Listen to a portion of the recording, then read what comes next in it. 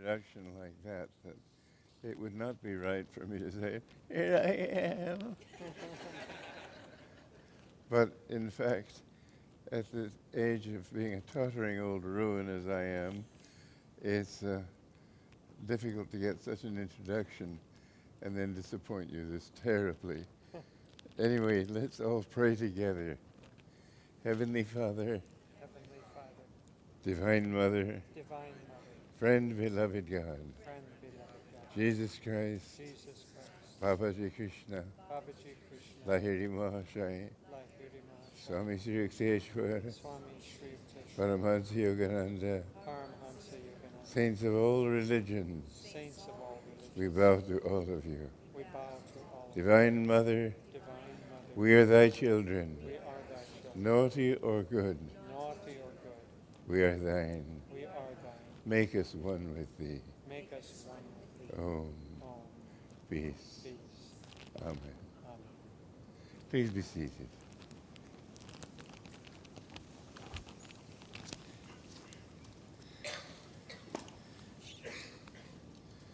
Well, I want to say welcome to all of you. I'm delighted to have you here.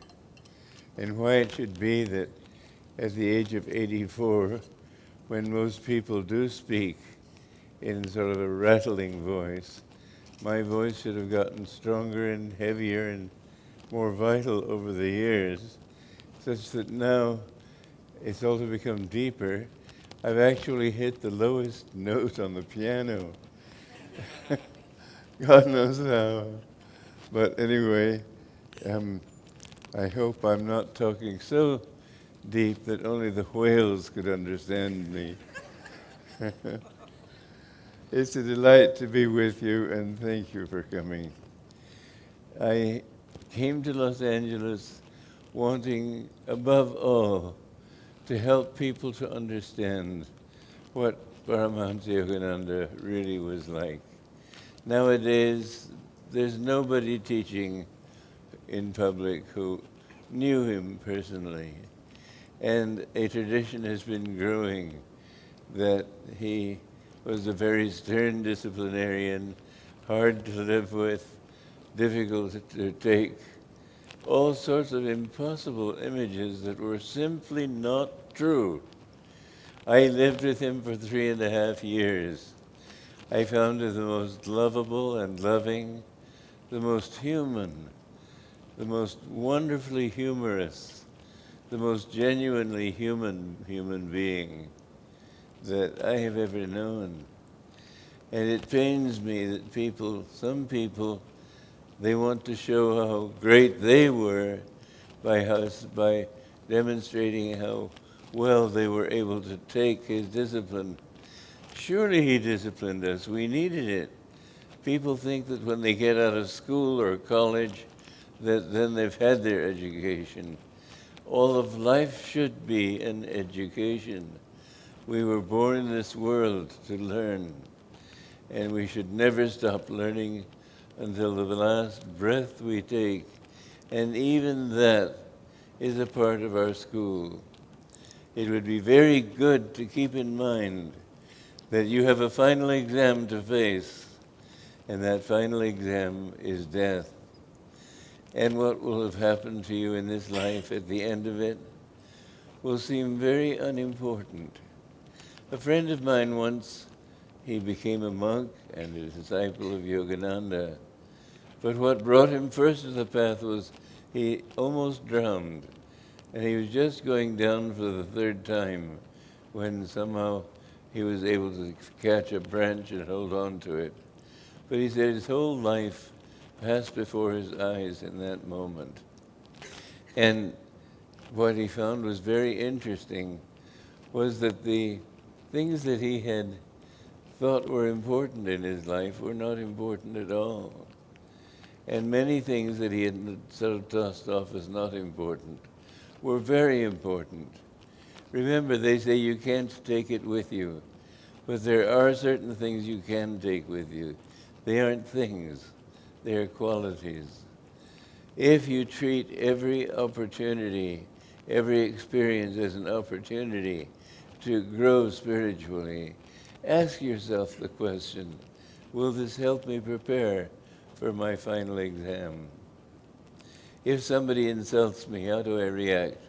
Do I punch him in the eye? Or do I stop and think that a punch in the eye will not make me happier? May make my ego more satisfied, but it won't make me happier. Whereas if I can thank him and say, I appreciate your words because they help me to affirm how very unimportant I am in the general scheme of things. I've always found it ridiculous, the habit people used to have of dueling over silly issues and willing to kill each other for those same silly issues, when it simply doesn't matter what other people think of you. I think this is one of the things that has helped me to be possibly a decent lecturer, is the fact that I have never much cared what people thought of me. I figured that they're usually wrong anyway, and so from that point of view it doesn't matter. But from another point of view, what does matter is the truth. And if their opinions of me are true, fine. But if they're good, they may or may not be true. In fact, it is sometimes a help to really get a good knock in the teeth sometimes. I remember one occasion, it was really the low point of my public speaking career, and I embraced it with joy. What happened was this. I was supposed to go to Vancouver and give a big lecture there. I was the Center Department head in Self-Realization Fellowship. And the leader of our small group in Bremerton, Washington, wrote and said she was planning a big lecture for me. I had told them that I wanted to come by and meditate with them a bit. And she wrote and said that no, they were planning this big lecture. Well, I knew she knew absolutely nothing about planning a lecture. So I phoned her and I said, please, let's not have a lecture. Let me do what I was saying and just meditate a while. Oh, no, everything is all arranged and we have the hall and everything. So I thought, well, I knew it would be a disaster, which of course it was. I knew it would be a disaster. And I thought, well, we need a few disasters in our lives, so it doesn't really matter. And she met me, mind you, Bremerton, you had to get to it by ferry. So it's not the sort of place you could just drive up to from anywhere else. It was on an island. And she met me at the ferry, and as we were going in the car, I said, well, what have you done to advertise this event? And she proudly showed me a little one-by-one ad in their local paper. It said, special meeting, SRF members. Well, can you imagine? Didn't even say Self-Realization Fellowship members. Who knows what SRF means? I said, do you think this will draw people? Oh, yes, well, I just smiled. It didn't matter to me one bit or the other. I mean, I've always felt that if people think I'm a fool, and I am a fool, what does it matter? If I am a fool, what does it matter if they know it? And if I'm not, then it's not true anyway, so why worry about it?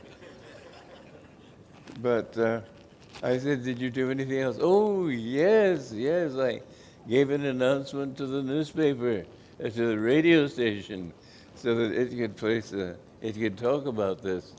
So I said, did you give it to somebody in particular? Oh, no, I didn't. There was nobody there, so I just left it on the desk. Well, I can imagine what that would mean.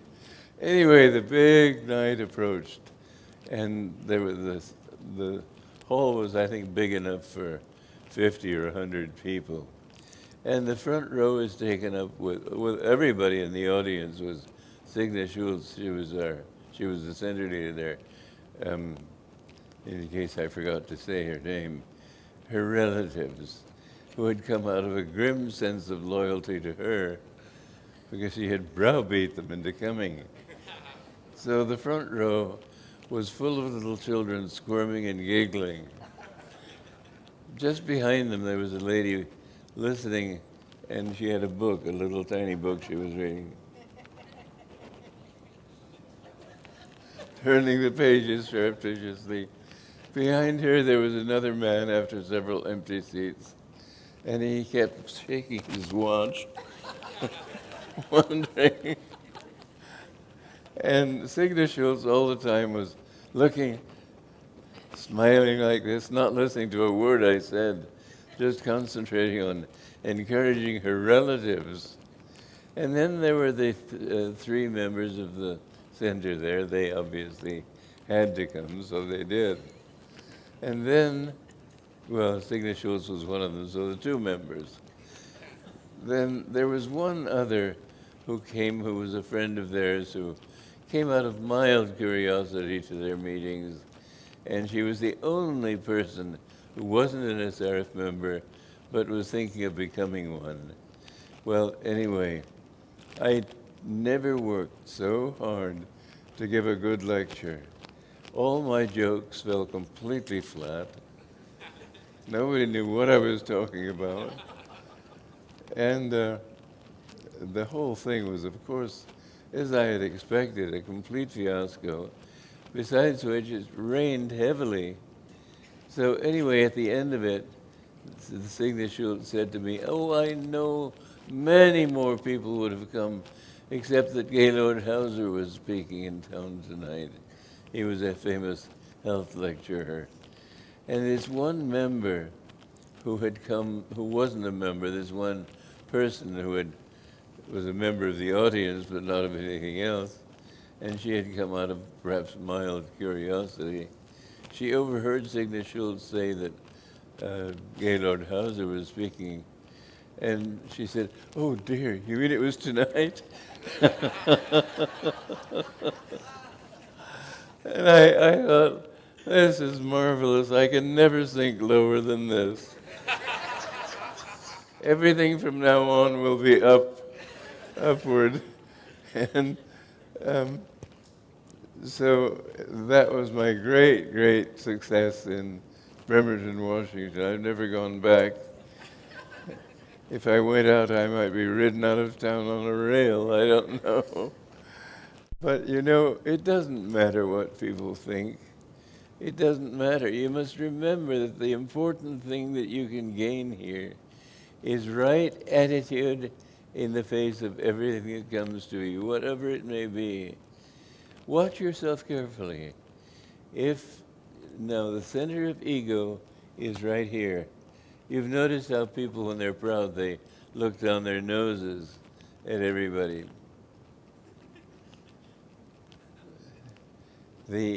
When you feel ego, you feel it gathering here. It causes tension here and draws your head back. Now watch any kind of touch of feeling.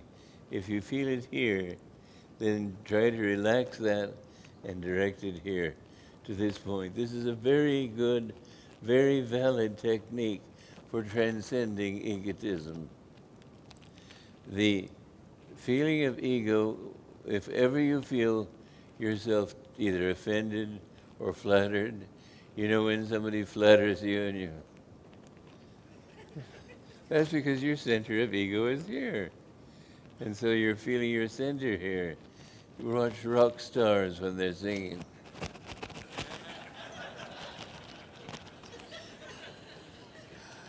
It's really quite funny when you know these things, and you can watch the human parade as it goes.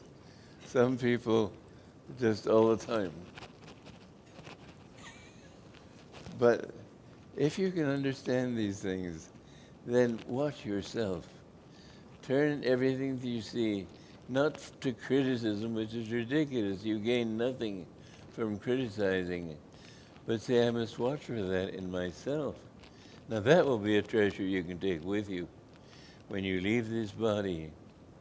The goal of the spiritual path, finally speaking, is to get rid of this sense of ego. Why is that so? Well, let me try to put it back to the origins. God, when he created the universe, had to create it in a particular way. He didn't do it like we do, the way we do. Forgive me, I'm too strong on the importance of right grammar. So I made the wrong mistake when I said like we do. Anyway, the way we do is mold a thing from outside. You mustn't do that. Feel that you mustn't think God does that. He became it. How did he become it? Well, these things could not be taught until very recently. It just seemed too obvious that matter was real, that matter could never be changed from being matter. And the saying that the matter can neither be created nor destroyed seemed an absolute reality. But now we know, with the explosion of the atom bomb, we know that the matter can be converted into energy. The truth of it is that energy was what manifested the material world. The material world has no actual substance. It's made of energy. But where did the energy come from? It came from thoughts. And where did those thoughts came from? Where did they come from? They came from the infinite. God, when he dreamed this universe, dreamed it into existence first as thoughts. And he thought everything as it says in the Bible, he saw that it was good, and then he was ready to do more. So God manifested first the causal universe. And from the causal universe, he manifested the astral world. It's to the astral world that you go when you die. You are not free in your soul when you leave your body, because you still are encased in a body of energy. And that energy body is encased in a body of thoughts. And to become really free to the point of being able to become one with God, you must escape from all three of these bodies, and then you merge into him. And one who becomes one with God becomes literally one with him. In other words, he becomes God. You can never say that the wave is the ocean, but you can say that the wave merges back into the ocean, and there is no distinction. And when it comes to consciousness, they're not little atoms of ocean water dispersing only to their own little space in the vast ocean. When it comes to consciousness, you become all that there is. This is a state of consciousness almost beyond human conception. When you achieve that, you become like Jesus Christ. You become like Buddha, like Shankara, like Yogananda. And I must say that living with Yogananda was for me, in a sense, an awe-inspiring experience. Because yes, he had a delightful sense of humor. Yes, he had delightful human qualities. But you could see beyond that there were none of them. They didn't define him. I would look into his eyes, and I would see the depth there. And I would see that there was no ego. Nothing directing his thoughts with any likes or dislikes. He had no likes or dislikes. He accepted whatever came. And he could have been thrown into a dungeon. He could have been shot, attacked, beaten up. It wouldn't have mattered to him. He was not touched by anything. And yet you could also see just almost disappearing lakes into the distance, lakes of joy. I would look into his eyes and see so much love, so much joy. And I remember this one time, and I've told you this story before, beautiful story. I was sitting at his feet, and he was editing the Bhagavad Gita. I had helped editing it with him, and Perhaps he was going over some of my suggestions, I don't know. But at any rate, he was working on it. And I was sitting there and I was thinking how wonderful it is to be his disciple. And to be with somebody who knows God, with somebody who is one with God, with somebody who knows my deepest thoughts. And in fact, I remember him one time saying to me, I know every single thought you think. That's an inconceivable thing. And yet he proved it to me again and again. Some little thought that I had always, his correction almost always, had to do with how I presented myself to other people, because he had told me that my work was teaching and representing his teachings to the world. But always he knew my least little flicker of ideas. One time, for example, I used to pray to him, help me to love you the way you love me. And in a little discussion with a group of us, he looked at me and he said, how can the little cup hold the whole ocean? Well, I understood what he meant. How could I begin to love him the way he loved me when he loved with the love of the oceanic love of God himself? I could only love with my little human heart. But what love I had, I gave to him. And I remember thinking this time on that one occasion, how fortunate I was to be his disciple. And when he'd finished his job, he asked me to help him up to his feet. And he looked at me very close, just this close. And he said, just a bulge of the ocean. People forget that the real importance of his life was not him as an individual. It was the principle he represented, the principle of oneness with God. He never talked of himself as important. He spoke of God. I'm just here. I'm not your guru. He said, God is the guru. He never accepted praise for himself. He said, God is the doer. Or whatever he did, he said, God made me say that. But it was always a principle that he represented. And in a way, we do him an injustice to talk about him as an individual, because he was so much more than that. And all the beautiful positive thoughts that people develop in their lives, they're important. It's important to know that you can do whatever you put your will to. It's very important. But it's even better to know that such things as The Secret, all of you know that movie and book. It's important to know that all those things are true. There's a much greater power behind them that is accountable for the whole universe. The more you act as an instrument for that, the more everything just flows beautifully. Yogananda told of it was a fascinating little story, but he used to enjoy stopping in Laguna Beach on his way down to Encinitas from Mount Washington. And there was a little Scottish tea shop there, and he enjoyed getting Scotch bread. You know, even a master has to have things they enjoy just to hold them down to this body. It's so easy for them to sail off into the infinite. That was why many saints, when they come out of samadhi, the first thing they ask for is a glass of water, or back in the days when people thought smoking was okay, they'll ask for a cigarette or something, just to tie their minds down to this little body again. I remember being with Master out of the desert and having sometimes to hold him so he didn't fall. And he said to me one time, I mean, all bodies, it's so difficult to remember that this is the body I'm supposed to keep moving. What a state of consciousness to have.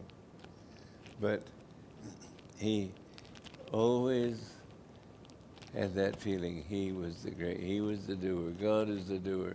Not Yogananda, but he. So I'm just a bulge of the ocean. the ocean is the reality. We need to think that way too. One time, because Master taught us this, one time somebody, after my lecture in Hollywood Church here on Sunset Boulevard, and this person said to me, thanked me for my talk and said it was a good talk and so on. And I said, well, God is a doer. Really? As if I knew it was good. I didn't know it was that good. Well, that's not what I meant. I meant that he's the one who did it. But there was another experience I had there that was a very instructive one to me. I was in the middle of a lecture when it suddenly occurred to me that I should let God be the doer. Master had told me that I should let God speak through me. And so let me just shut up and let him start talking on his own. So I shut up and waited for him to say something through me. Well, I stood there for 2 minutes. 2 minutes in a room full of people, when you're in the middle of a talk, suddenly not to speak for 2 minutes. That's an unusual situation. People were beginning to perspire, thinking I'd lost my nerve or something. No, I was just comfortably standing there, waiting for God to say something through me. And finally I realized that it wasn't going to happen. For me, it was a very worthwhile experiment. I found that what Yogananda had prayed is the truth. I will reason, I will, I will act. But guide thou my reason, will, and activity to the right path in everything. And indeed, I had to talk, but I had to pray to be guided to say the right things. And from then on, I've always understood. And my feeling as a lecturer, I have never thought of myself as teaching anyone. But it is my privilege to share what little bit I know. And so my teaching is always a kind of sharing. It's never oratory. But I share with people what I have found to be true. And I feel that it's very important to be honest.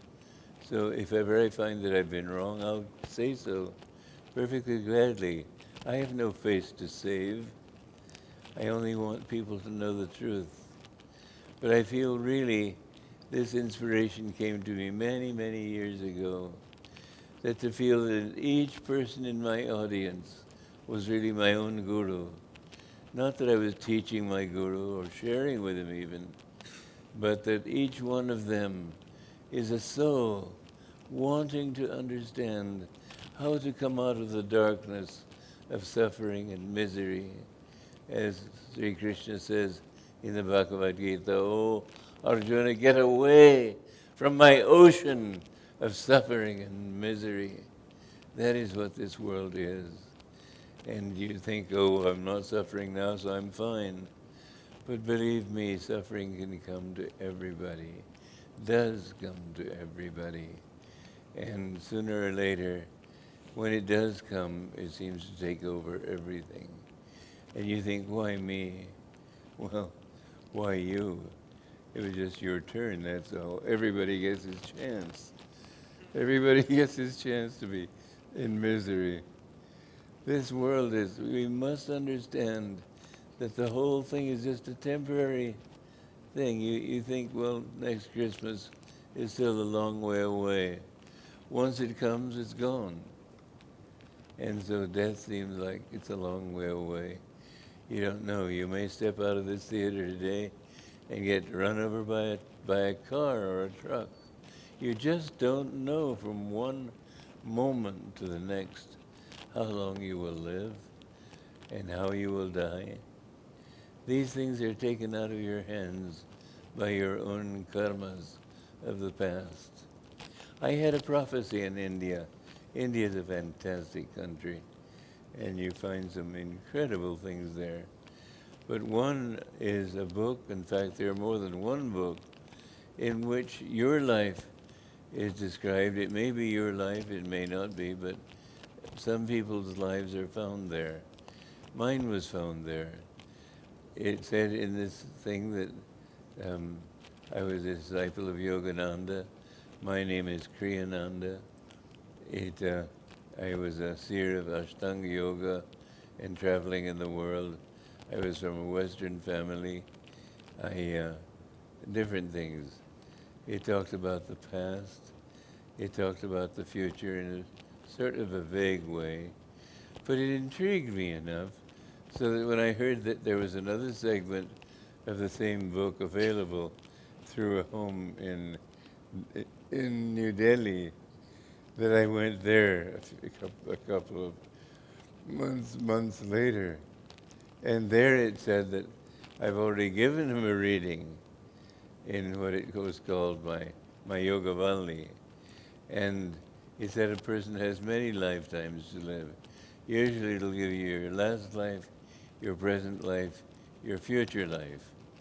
And this one said that after saying a person has many lifetimes to live, it took me all the way back to the time of Kurukshetra. And it spoke about certain things that happened that are very interesting, yes, but how was I to know that they were true?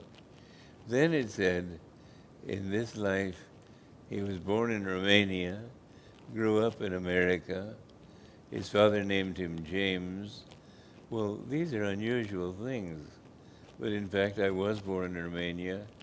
I did grow up in America from the age of 13 onward. My father actually named me James Donald Walters, but I always went by the name Donald. And so nobody knew the name James. And yet here it said James. It spoke about having brothers, but no sister is possible, though one sister will die in his mother's womb. And when I got home to America, I asked my mother if I if she'd ever had a miscarriage, because of course I'd never heard that she had. She said, yes, she did have one. But intriguing things it said, and all of them true. And then it spoke about the future, and it said these are the fruits of his good karmas, and it spoke about meeting Yogananda, my monastic name becoming Kriyananda, and it spoke about my lecturing, etc., etc. Then it said, and I have told him the fruits of his good karmas, here are the fruits of his bad karmas. There is a danger, all of a sudden, of instantaneous death. And then it talked about certain other problems, all of which have come true. And it said, when it talked about the death, well, there are 3 times in my life when I could easily have died just like that. The first was I was out in the desert walking, and this flock of crows were flying right around my head. And I thought, well, this can't be a good omen. And when I got 2 days later, when I got ready to go back to Los Angeles, I was out at 29 pounds, and I unmade my bed. I found between the 2 sheets a squashed black widow spider. But evidently in my sleep I had turned over and squashed it. But there was certainly the danger there of instantaneous death. Then a little later in India, in the town of Puri, I was setting up a microphone for Dayamata to speak on Master's birthday. And I grabbed the microphone like this, the boom, when all of a sudden the short circuit occurred and a current went all the way through my body, lifted me off the ground, and froze my fingers so there was nothing I could have done. It was certain death. The current there is 230 volts. And instead, suddenly the fuse blew. So again, I was given the grace of being saved. And the third time was that in Italy, I had bought a Lambretta, a little motor scooter, and I had shipped it to India, thinking I could save on gas that way. And actually, it's just as well that I never did use it, because everybody used to laugh himself sick looking at me driving that thing. Anyway, I won't go into that part of it. And I took it out of its crate when it arrived, and I turned the key on in the lock, sitting in the seat, not realizing that it was in gear. And as soon as I turned it on, I went out like that. I was inside a brick-enclosed courtyard, and I had a split second to figure out what to do about it. I'd never been on a lambretta before. I didn't know the machine, but somehow with God's grace, I was able to find the neutral, the gear thing, and put it in neutral and put my foot on the brake. And I stopped that close to the wall. So 3 times in my life, I could easily have faced instantaneous death. So everything about that prophecy turned out to be the truth. And I have to assume it's what it spoke about in the past was true too. But such an interesting thing. India really is it's a very fascinating country. You go there now, you see all the modern things, and it seems like just another country of our times. But for example, there's a temple. I forget the name of it. It may be Mahabalipuram, but it also may not, so I won't insist. And there is a legend of a couple of saints who committed some sin and were cursed to be birds for a certain number of ages. And you hear these myths all over the world, there's nothing to them. So you sort of take it for granted that yes, this is another one of those myths. Except for the fact that there are only 2 birds. There have never been 3. There's never 1. It's always the same birds. They keep coming back for lunch every day, and you see them coming and leaving.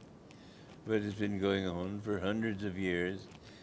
I say no other country besides India produces such weird experiences. There is one just across the bridge from Delhi in a town called Sabzi Mandi. In Sabzi Mandi, they were digging to build something when they came upon some resistance. So they dug around the resistance and they found a yogi seated in lotus pose under the ground. And they were able to somehow bring him back to consciousness outwardly. And he talked to them. Nobody understood him, so they got a pundit and a Sanskrit scholar. And the Sanskrit scholar said he's speaking a very ancient type of Sanskrit. I can barely understand him, but they were able to converse some. And he said, what yoga is this? Well, in India they have the belief now that it's Kali Yuga, which is the darkest age. Actually, it is not. It's Dwapara, but they said it's Kali Yuga. And he said, well, I'm not interested. And once you've come back to your body after being out of it for so long, then you can't keep your body anymore. Actually, it's the Divine Mother's way of making sure that you don't get out of delusion without helping other people also. I know of other cases where Master said that was why these saints were brought back. The 3 saints that had been found buried under a lake, and they'd been there probably at least 300 years. So where else do you hear stories like that and then find the proof of it? This man said, if you dig over there, you'll see the image before which I used to worship. And then he left his body, and that was that. But only in India. You don't hear many stories like it now, but they're all there. At any rate, God is what manifested the entire universe. And your body is really a manifestation of His consciousness. Now we can understand that much better since science has shown us that matter doesn't have any actual reality of its own. That first of all, there is in your body far more space than there is substance. But even that substance is only energy. And the the space between your atoms, your tiny molecules, this is much, much more sort of entirely comparable to going into outer space and seeing the planets and stars around. Vast spaces in between and then a star. Vast spaces, another star. That's what your body is. If it were reduced, if all the space were taken out from between the solid particles in your body would hardly be visible. It would still weigh the same if you put that little tiny speck of dust in a spoon. It would have the same weight as your present body. But even that much weight is not, and it's not really weight and it's not matter. It's still only energy. So now we can understand that if we are all just waves on this great ocean of energy, the waves change, but the energy remains the same. And so it's possible for us today to say that you and I are one. We're not different from each other. It's just a little wall of self-definition that we've woven around us. And that self-definition added, augmented by all the thoughts that I'm an American, I'm a man, I'm a woman, I'm rich, I'm poor, I'm old, I'm young, I'm interested in football, I hate football, I like baseball, I hate both, I'd much rather go to the library and read. All the self-definitions people have, people will say, well, as I always say, get rid of that thought. If you want something to take with you when you die, try to think in terms of those things which have caused you to affirm the thought that I'm more important, I'm separate from everybody else. Try to constantly remember that you are just a little manifestation, a little bulge on the ocean. And this is what this particular saying from Yogananda's, my book, Conversations with Yogananda, which I wrote from my memories of being with him. But he said, people spend too much time fussing over their persons and possessions. What a waste of time it is to devote so much energy to polishing this little body, home, and belongings, all of which so very soon will have to be abandoned forever. Remember that. Everything that you have, it is only a possession, starting with your body and going on to everything else. It will have to be relinquished. When you die, you won't be able to pick it up in your hands anymore. Yes, you'll have hands, but they'll be hands of energy. Yes, you'll be a person, but it's a person with a body of energy. You will still have your ego, because ego begins with that form of energy. And so you will be able to say, well, that used to be mine, but you won't be able to say anymore. There was one woman, however, and if you want to try this route, you can. She went to, it's a man rather, he went to a woman psychic and asked her who he would be in his next life, so he could will all his property to that person. Well, with that exception, you have to say you can't take it with you. The wonderful thing about truth is that when you go with it instead of against it, it can give you so much joy, so much satisfaction. When you can go with the facts, then you can think, well, is there nothing I can take with me? Yes, there is. Your acts of kindness, those things which help you to refine your personality, those things which help you to understand that I am happier when I give to other people than when I take from them, that I gain when I give, and I actually lose when I take. If you understand that you can become less burdensome on yourself by not having self-definitions. By telling yourself, I'm not an American, I'm not a man or a woman, I don't have an age to lose, I am simply consciousness. If you tell yourself always, you will find amazingly, I talked about The Secret and other very fine books. I had this experience myself in college.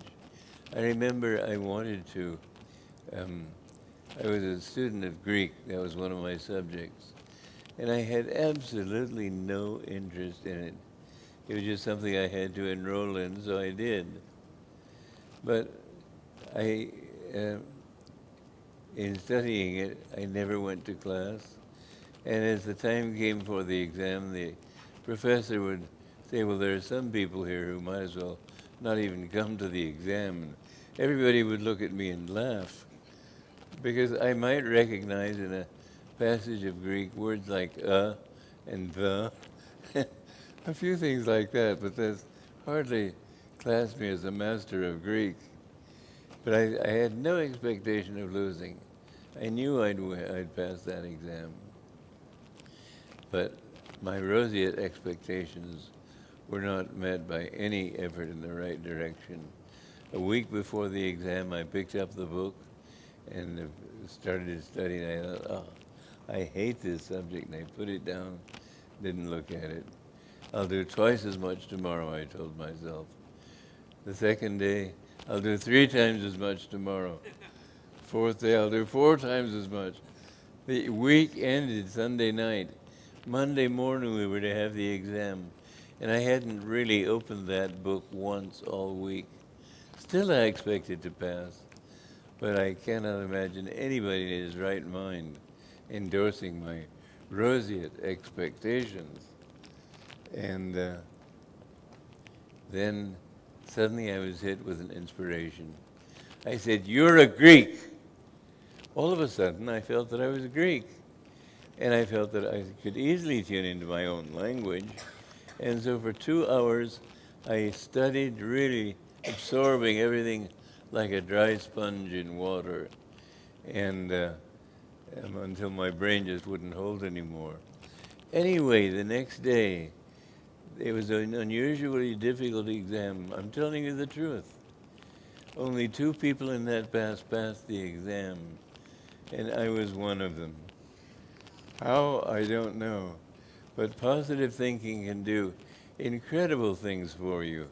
I found that as long as I had that theory, and I still have it, so I can't say that I ever lost it, I realized that there's a great deal that I can do. But there's no sweetness in it, because it makes you feel puffed up. I can do it, I can do it, I can do it. What's the gain in that? I'm such a small little entity. Whereas if you understand that your own power is linked to the power of the universe, and the only degree to which you can use these laws is that degree to which you attune yourself to that larger power. The more you put yourself in his hands, the more you're amazed to find that God does take care of you. I started to tell you that story of Yogananda when he went to Laguna Beach and enjoyed the Scotch bread.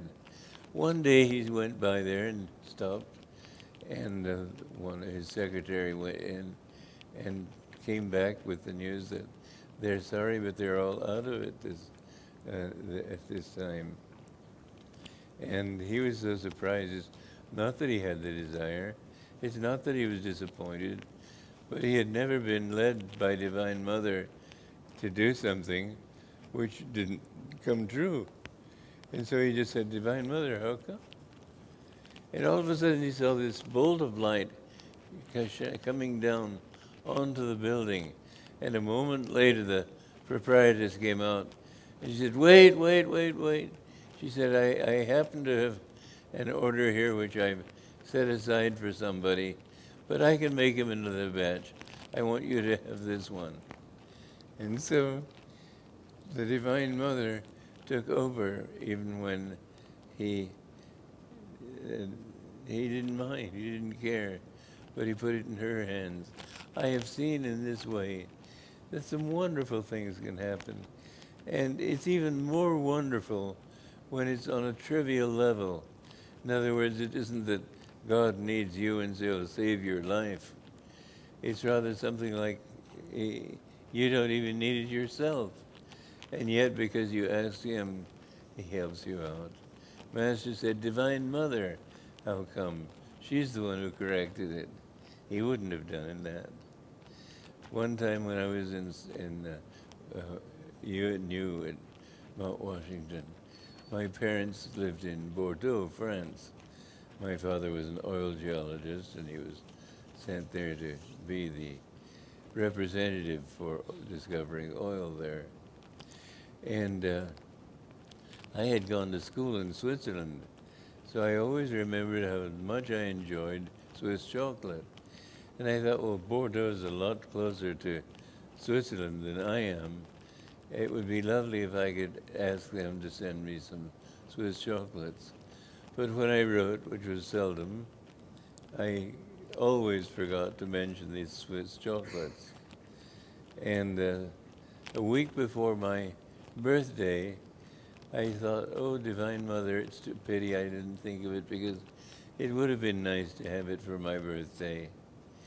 The day before my birthday, I got a package from somebody in the church who had said I was passing a store and I saw these Swiss chocolates.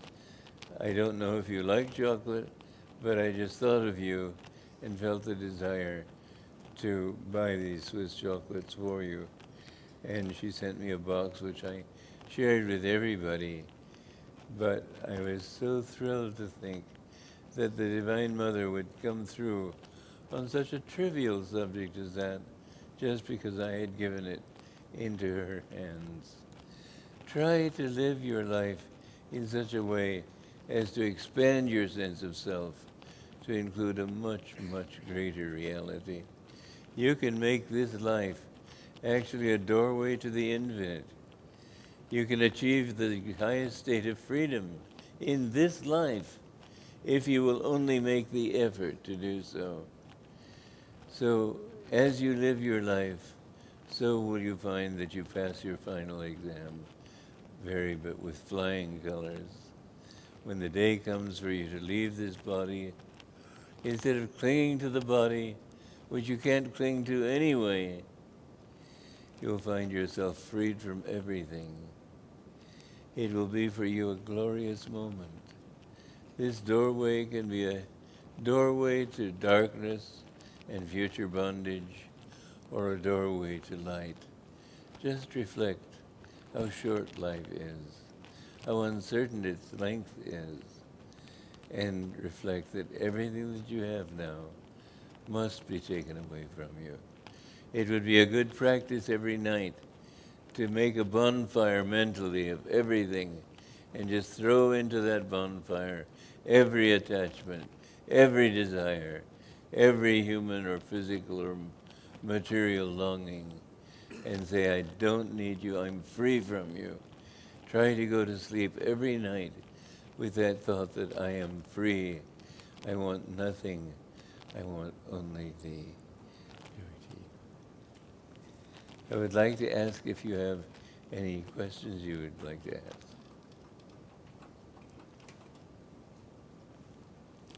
Now, mind you, I'm deaf as a post, so without the help of somebody who will come up, I won't be able to hear your questions.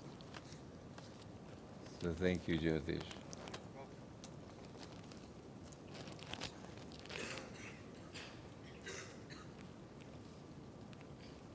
So,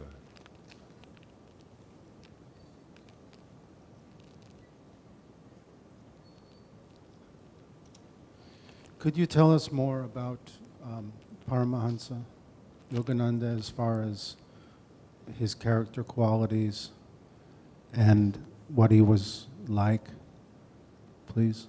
Could you tell us more about Paramhansa Yogananda as far as his character qualities and what he was like? you know, for one thing I have to say, there is a saying in India that the Guru is Trigunarahitam, beyond the three gunas. You cannot really say that a master like him has personality qualities. You can't define them in that way. But his consciousness manifests in certain ways, and in each one it will be unique.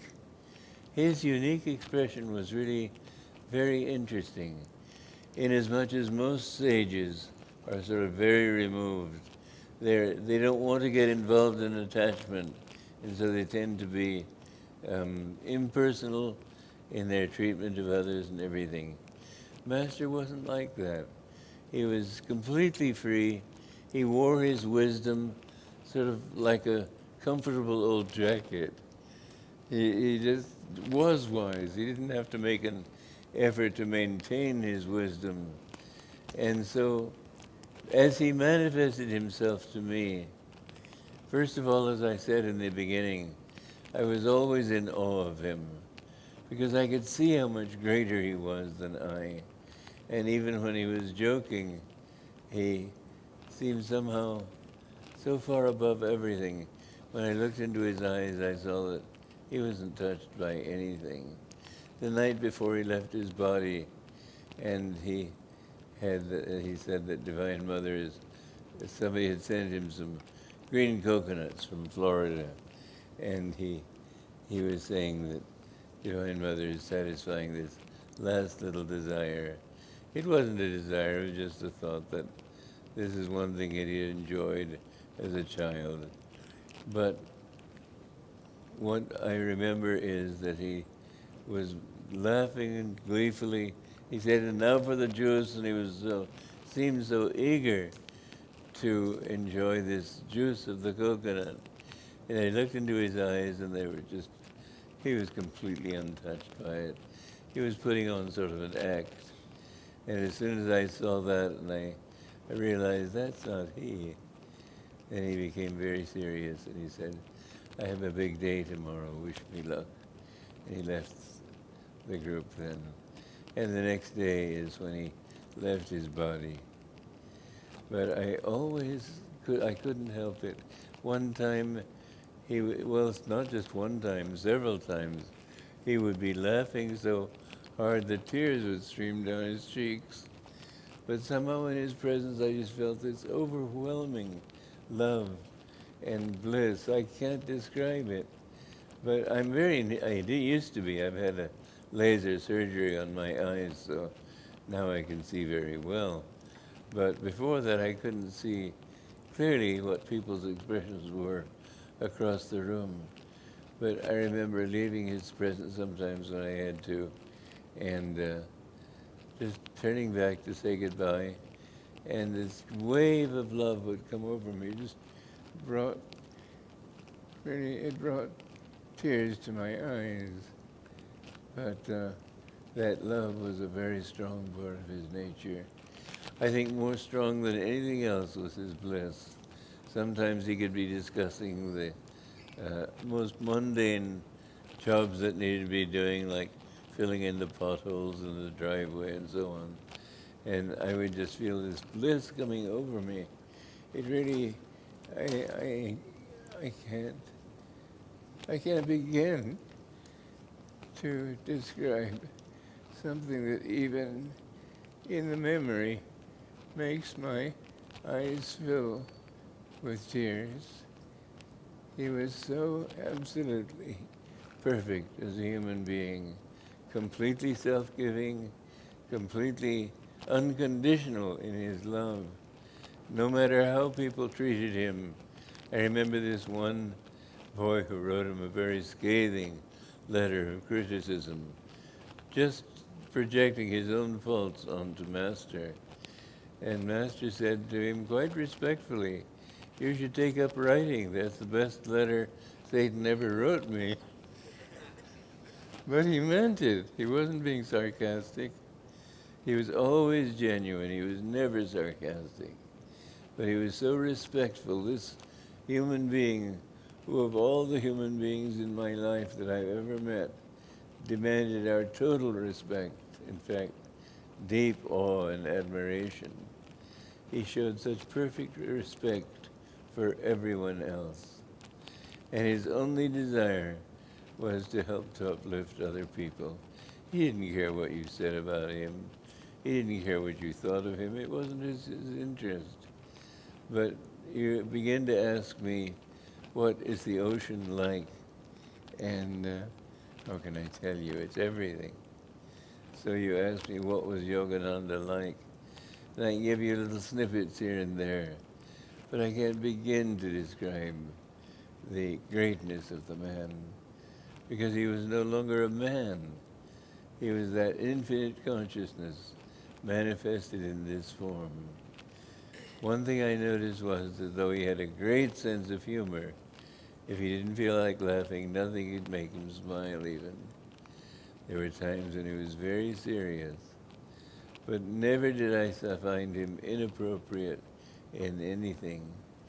If ever he didn't live up to my ideals of greatness, it was because his own greatness was so much higher than those ideals.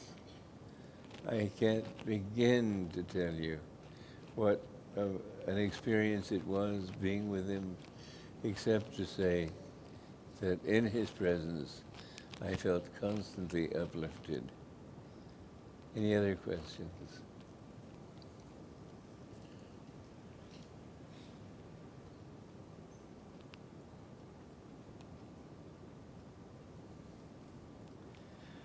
Yes, Swami, I'm particularly touched by the passage you read today.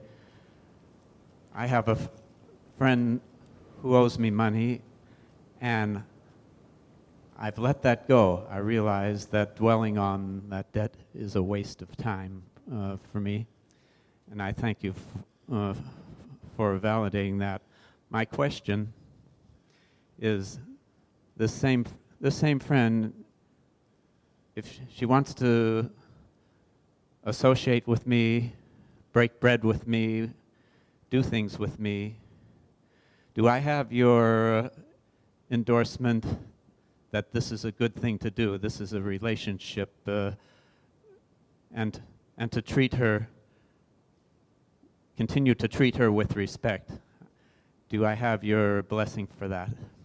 I couldn't hear well. Okay, he has a friend that he loaned money to and hasn't repaid, and he's let that go.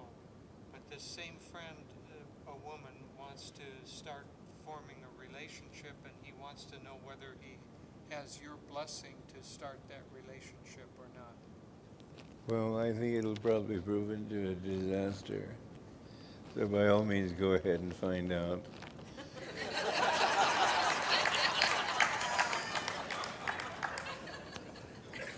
I'm sorry, I might be wrong, and I'm willing to be wrong.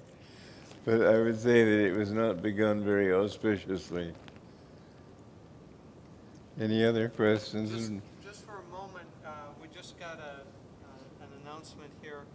There is a green Volvo with a surfboard on the roof parked on Clinton Street that is going to be towed. So if that's yours, you might want to do something about it. Any other questions?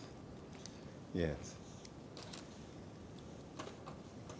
Swamiji, you've spoken many times about Master's conversation in Beverly Hills regarding starting spiritual communities and dotting them all over the globe.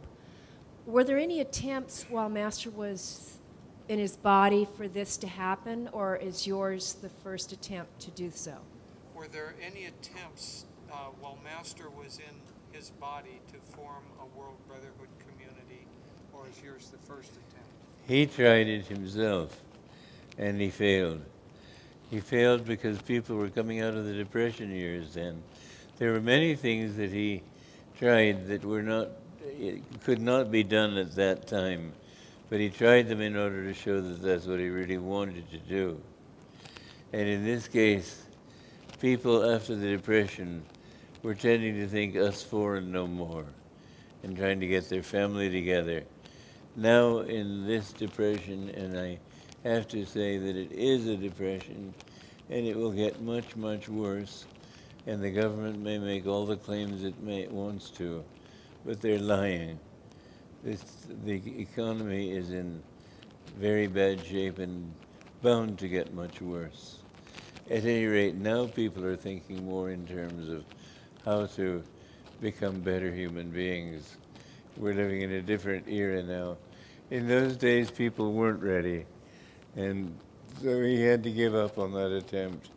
Frankly, I can't help thinking that one thing that blocked it was the nuns, but that's a personal opinion, therefore it's not one that I will pursue. But mine was the first attempt, really, to do anything that was able to succeed. Any other questions?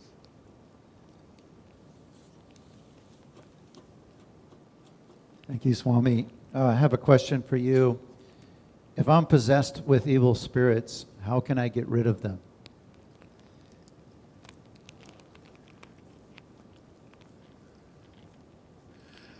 Well, if you know, there's a technique he told us. Join your hands, stand by your bed at night before going to bed. Join them in front and in back, and create a circle of light around your body, and use the mantra Om Tat Sat. Om Tat Sat. Say that several times. Then when you go to bed, write Om on your pillow with your finger, so it doesn't leave a mark, but you've written the thought there, and feel that you're going to sleep in God. Such things do take place, and I will not deny it. I myself have had experiences with them, but God's power is greater than any. I remember one time when I was being attacked in such a way, and I called out, Master. Instantly it went away. So remember also that there are great masters in this world, and I'm not trying to convert people to this path. I want you all to know that. I'm trying to convert you to your own higher self. The path you take has to be your choice. But if you're a follower of Yogananda, take his name and ask him to help to free you from this. It can be done. It's something that does happen on the path. It's unfortunate, but don't give in to it by being afraid of it. It's just another entity, and any more than you would not want to give power to a mafioso, so you don't want to give power to these things. The power that can convert them, that can at least protect you, is your devotion to God. Okay?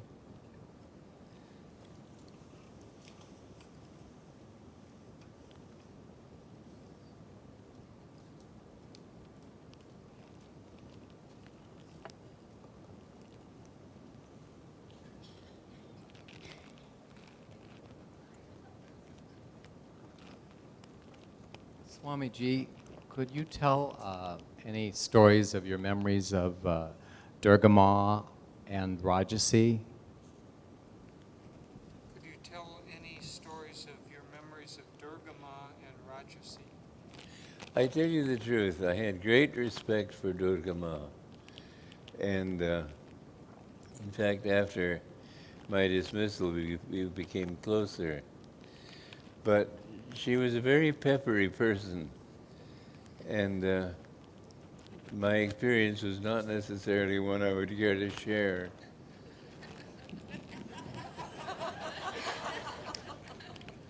Now you've got them intrigued. I've got them intrigued.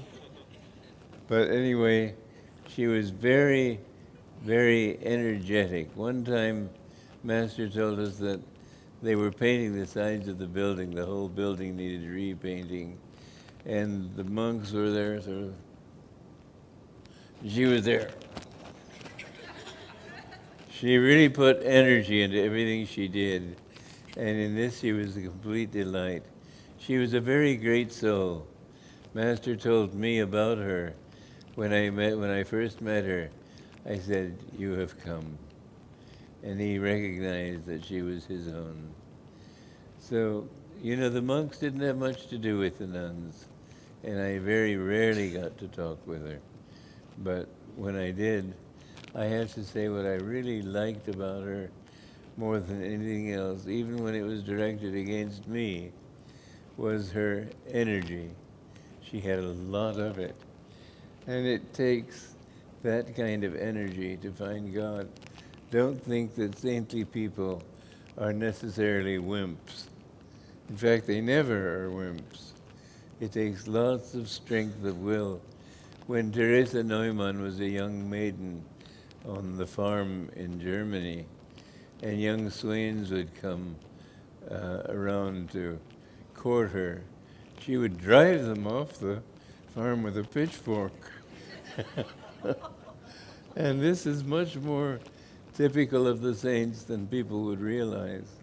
Saints can be really quite fierce sometimes. And what I've discovered is that the more you have of bliss, the more you become very decisive in whatever you do. It isn't that you become only soft-edged. Master could be very fierce sometimes, but always it was the expression of his bliss, not of some ego-centered quality. So Durga Mata was not one I got to meet much. Rajarsi I got to meet some. It was wonderful being with him because he didn't speak much. He had no small talk, you might say. At a party, I remember I was sitting next to him at a banquet, and he didn't say a word. He just didn't have the gift of small talk. And I do, fortunately for me, but he did not. And I remember he would just quietly smile when things went a little differently from what you might ideally expect. He would just smile, it didn't matter to him. There's one woman who somehow managed to get everybody up chanting and parading around the room, and he just sort of chuckled and said nothing. But every time we'd see him, he would just come over to us and bless us, and then leave us. So it was not an outward kind of relationship. I know once he had me drive somewhere, or drive him somewhere, but he just sat next to me and didn't say anything. His way was silence. It was internal, not outward. But his bliss and his utter non-judgment of everybody, these were outstanding qualities in him. And I always held him in great reverence as a supreme human being. Okay? Any other questions?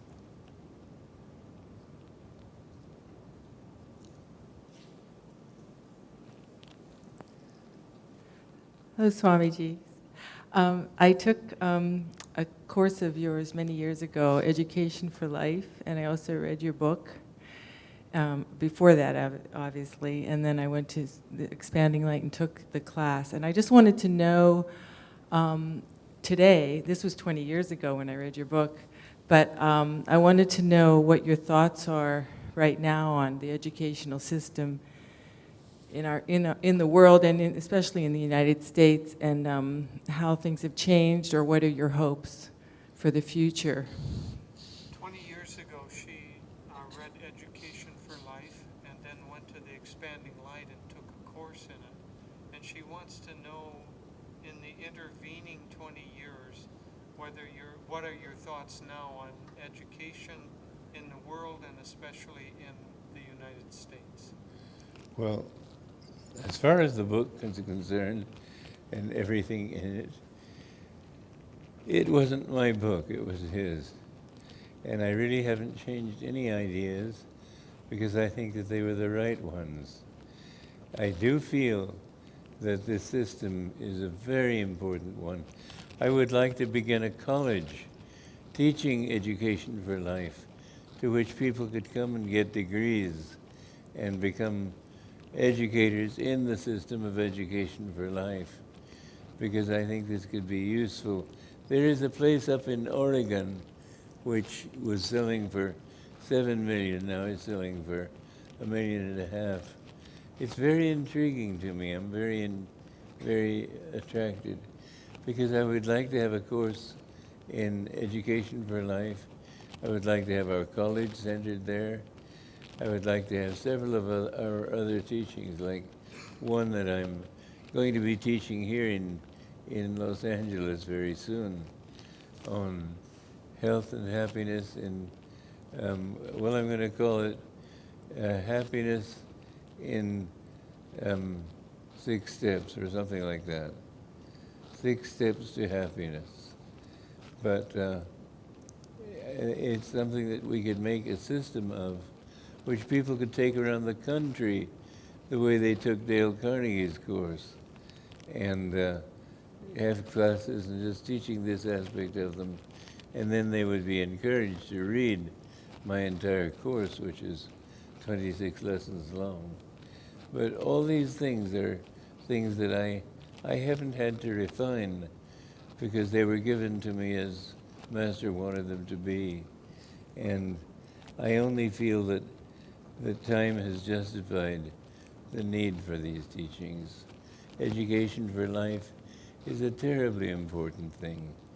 If children, and we can see the results of our teaching in our own children, how much they have gained from learning how to live and not just how to make money. This is something that will change the world. And I feel very deeply committed to starting these things. So I hope that answers you. I'm very, very much even more keen on it now than I was 20 years ago. Okay? Just to mention it, there is a course in training to be a teacher in education for life that one of the head teachers of the system is offering over the internet. And if you're interested, you could get a hold of one of us and we can give you email contact. And I should say that everything that I have written is intended to be seminal. In other words, I don't want to give the last final word on anything. I want to offer people suggestive seed thoughts that they themselves can develop into further and further refinements. So I hope that many books will be written on the basis of the books that I've done. I haven't tried, yes, I've tried to give a complete outline, but I've also tried with everything that I've written to open doors to further discussion and further refinement. Okay, any other questions? We have time for one question. I had 2 questions, but I'll choose one. Well, the 2 are, you can decide, Swamiji, which you want to answer. He has 2 questions, but you can decide which one you want to answer. The first question is, Paramahansaji lived through 2 world wars. Did he ever make any comments about those? And the second question is, did he ever discuss in your presence his guru and his grand guru?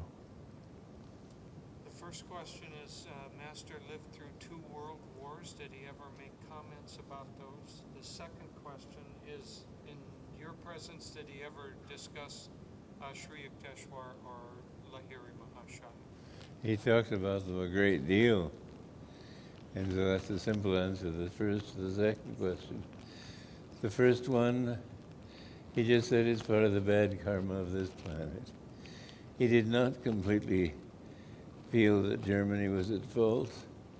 He said that we put Germany in an impossible situation with the Versailles Treaty, and they had to do something. It was, yes, they did it in the wrong way. Yes, there were many faults committed there, but the fault was from 2 sides. And we, to a large extent, created the situation that ended up in Nazism.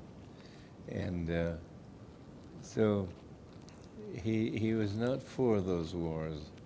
One war he was for was between South and North Korea. I remember him telling that